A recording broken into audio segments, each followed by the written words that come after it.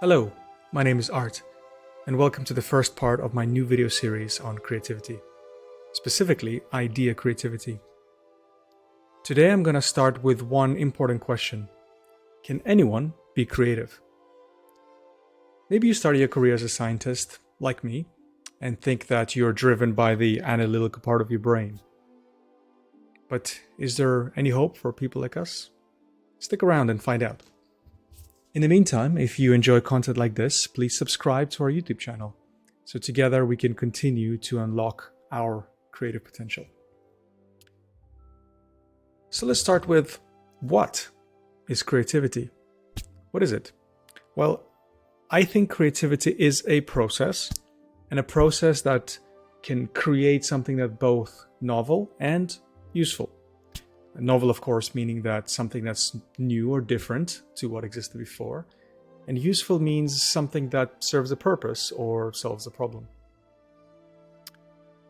But where does creativity come from, and how do I become creative? You may have heard of the right brain, left brain theory, right? It implies that some people are born with one dominant side of the brain and will exhibit the type of personality traits associated with that one side. Typically, these are being analytical, factual, logical on the left, or creative, emotional, and intuitive on the right. So the assumption is, of course, that if you are lucky enough to be born right brain dominant, for example, you will naturally be more creative. But if you happen to be one of those logical, analytical, left brain people, then you have no chance, right? Well, wrong. The fact is that the right-left brain theory has been disproven, and people do not have a dominant side of the brain. In fact, they use both sides equally. In other words, everyone has the ability to be creative.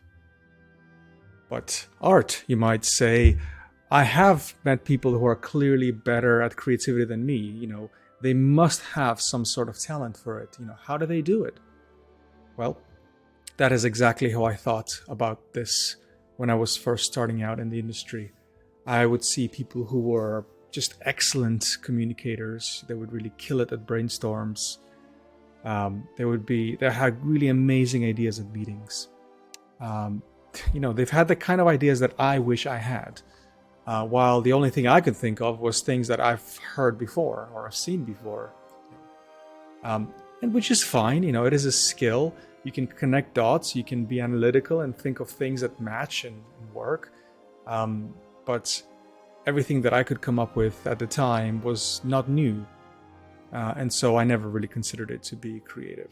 So I never thought I was creative at that time. But I did admire people who could just do it, just be creative. But over time, as I researched, read, and learned about creativity, I began to realize something very, very different. I now believe that creativity is a skill that can be learned and developed, just like learning to ride a bike or learning to draw, or play tennis. How much effort and dedication you put into developing that skill of creativity will determine how good you actually are at it. But let's go back to all of those creative superstars that, everybody knows. How do they do it? What skills do they have that makes them so good at it? They probably have some sort of creative tools or processes that they may be using, they've learned over time, or they've been taught in agencies and companies they've worked for. They're likely to, of course, have put in the effort to be where they are today. What else? It could be intuition. The ideas could just come to them, divine inspiration. Or maybe it's just talent. People are just born with it, right? Maybe people are just good at ideas. Their brain just works that way, right? But not me, right? Well, here's the thing. Things like talent and intuition are just too vague. They're out of our control. We can't make them happen.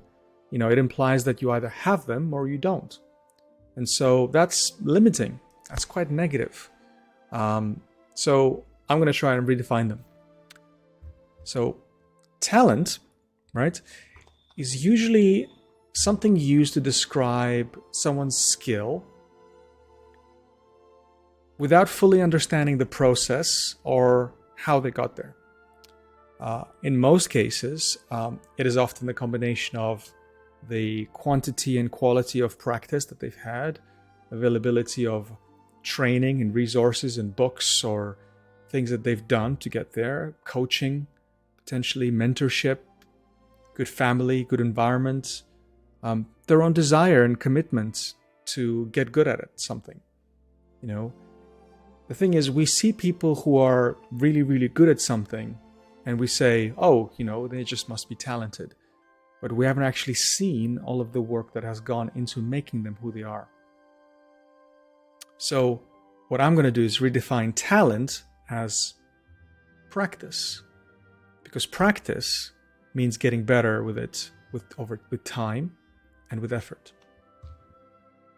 The other word, intuition, implies some kind of subconscious ability, you know, to just know the right answer. It just comes to you, you know. However, our subconscious is filled with all kinds of experiences, inspiration, mistakes we've done in the past, and everything else that we have learned along the way. We learn the ability to understand what works and what doesn't work, what's good, what's not good, what's new, and what have we seen before. So we can redefine intuition as just experience. So now the ingredients of creativity begin to look something like this. We have tools and a creative process. We have the experience to understand what works. We have practice, so you can get better at it. And we have the effort it takes to get there. So these are the 4 components of creativity. Now that is instantly attainable because you can control all 4 of these, and you can work at them and just get better at it. And so let's answer the question. Can anyone be creative? Yes. Creativity is a skill, and you can just get better at it over time. Of course, it needs effort, but the process is and can be simple. You can learn more about idea creativity by downloading the Creativity Manual. You'll find the link in the description. In the meantime, keep creating, and I'll see you soon.